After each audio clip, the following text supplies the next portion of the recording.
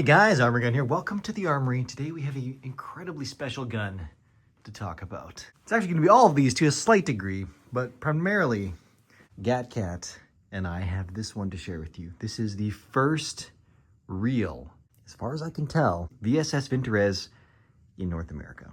Now, maybe there's some CIA secret base somewhere or some Blackwater guy with the trophy room that has a real deal one.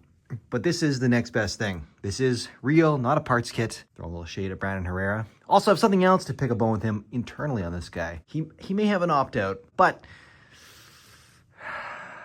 we'll talk about that later or in a slightly separate video. Anyways, this is a civilian model, but it is the real deal. And it's the first one in Canada because I had to fill out paperwork for that, and more on that later / in a separate video. Anyways, we're going to talk about the VSS Vintorez in all its glory here on the channel today. We're going to cover a brief little about what it is. A short-range covert sniper rifle.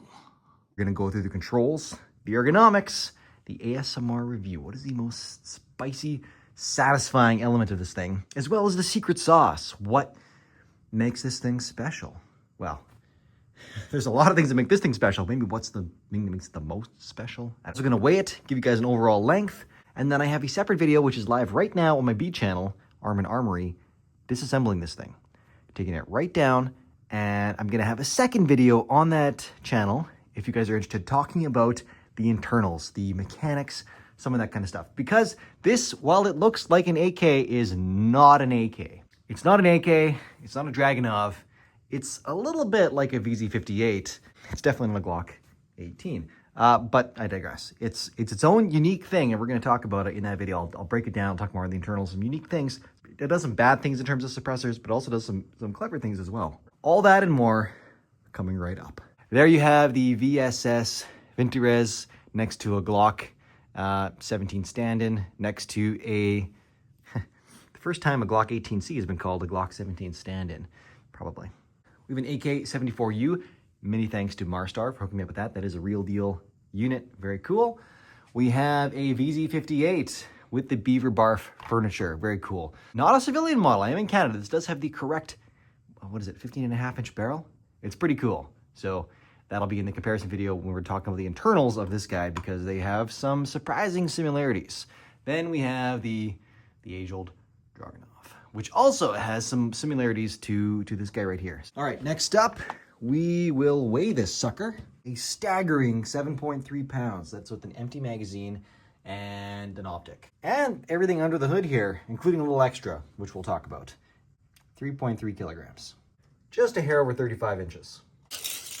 Man, it just looks good from every angle. So cool.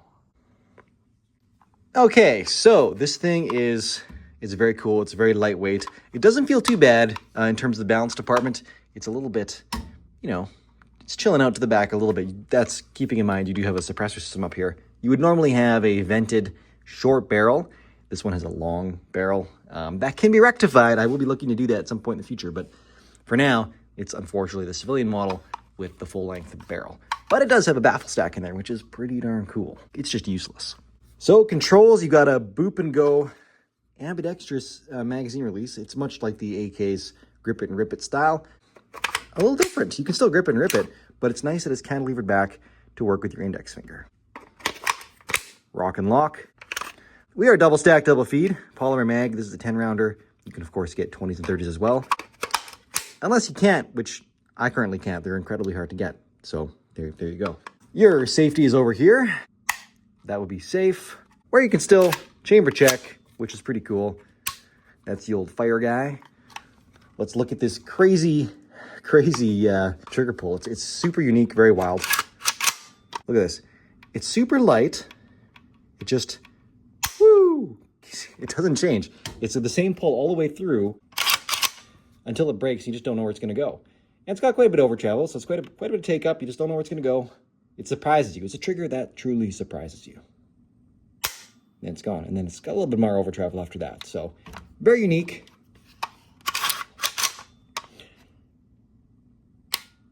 There's a reset. Very audible tactile reset.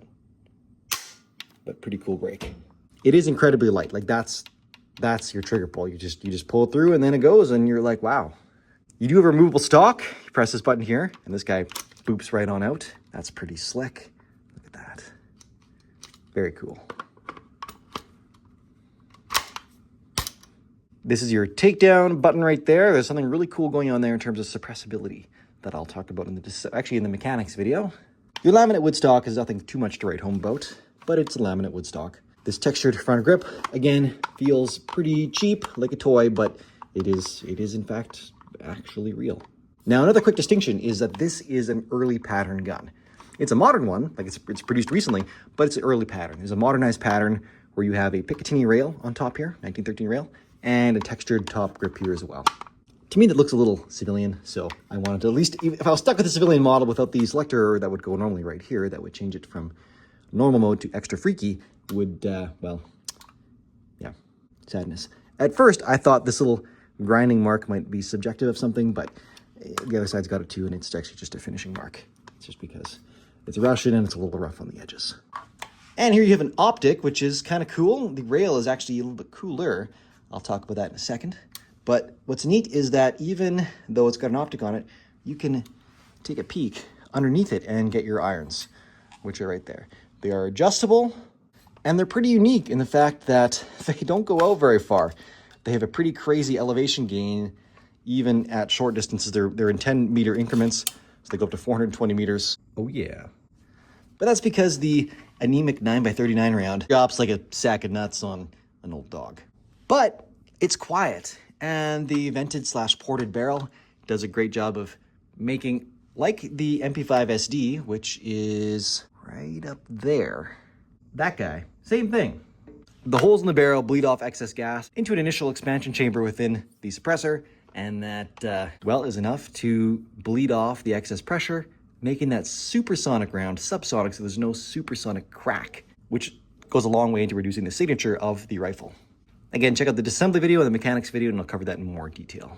Speaking of which, for controls, there is one more disassembly button right here.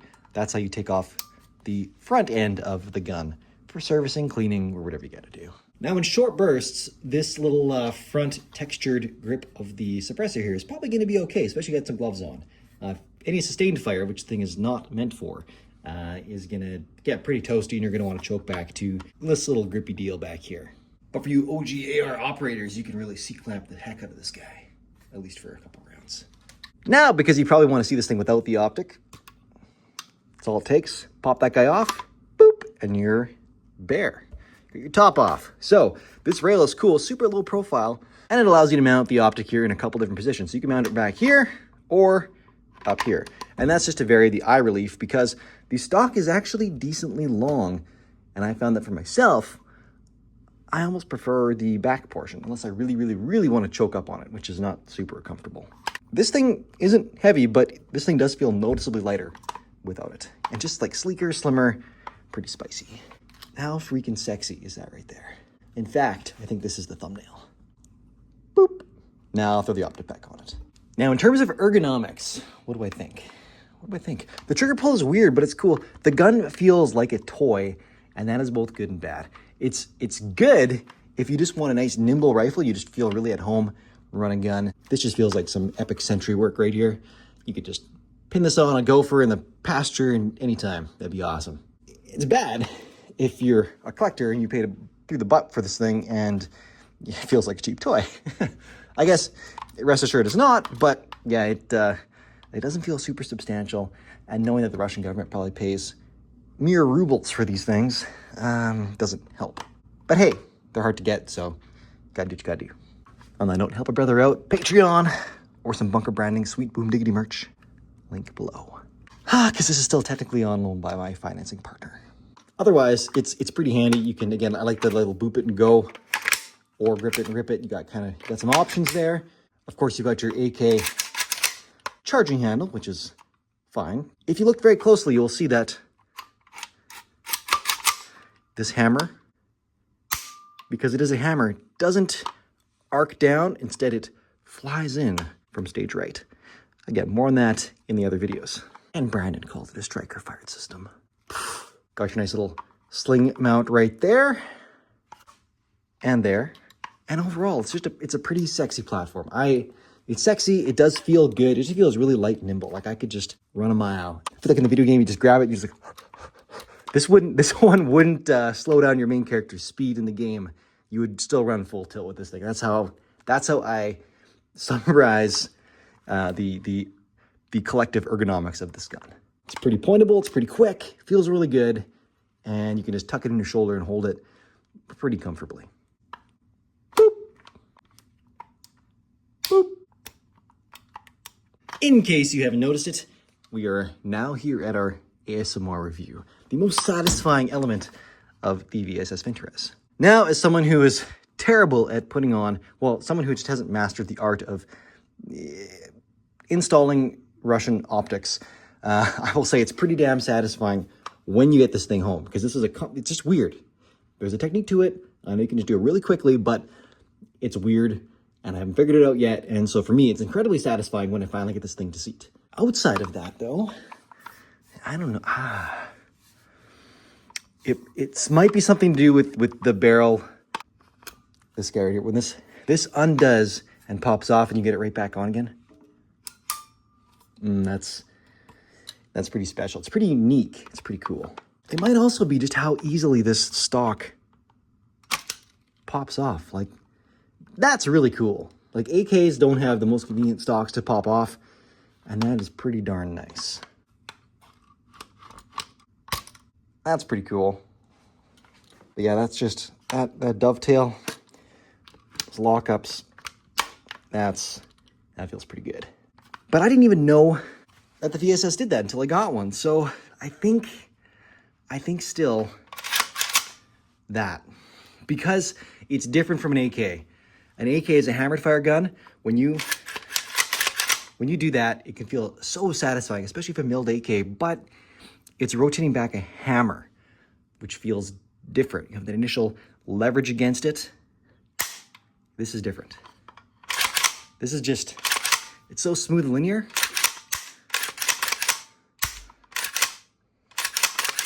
Like, it doesn't feel different on the cocking draw, continually cycling the bolt after it's been drawn. It feels identically the same.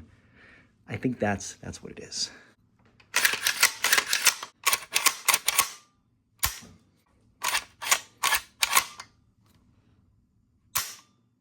Oh, that feels good. Now the secret sauce is much easier. It's much more transparent. It's the fact that this is an AK style platform with AK style ergs, but it's super quiet. It addresses a supersonic crack. It's got this really neat front end integral suppressor system, which is really cool, and how serviceable it is. I guess that's the other thing too. You'll see this in my takedown video, just how much this thing comes apart. Very simple, very easy to deal with. It's just, that's pretty cool. I'm incredibly grateful to have that here in the armory to show you guys and to play with when you're not here. So there you have it. That's today's video. If you liked it, definitely double check the other videos I'm gonna have on this thing, because we're gonna get a lot more nerdy with it, which is gonna be pretty fun. And again, that assembly video is live right now. And of course, we have a lot more cool things to talk about real soon. Again, reminder, this isn't mine just yet. I still have to buy this from my financing partner, but you can help with that. Hit me up on Patreon if you want specific details about this guy. I do have a pair of electronic calipers and a measuring tape. Or just grab some of that Boom Diggity merch. It's pretty awesome, and Bunker Branding has been an excellent partner, even though I've been basically MIA for like 2 years. Huge thank you to all of you guys who have stuck with me and are still here watching my videos today, because they're going to keep coming Monday afternoons. That's when the full videos drop, along with disassembly videos on the B channel. Shout out to @ScarAT. He just did a YouTube video on this guy as well. You want to check it out because he goes a lot more in depth, covers accuracy, covers some really unique aspects of this as well. He's over in Austria, and he's got a unique take on it. Also, he's my buddy, and he helped me pick out this exact gun, so go give him some love. Boom diggity. Merch.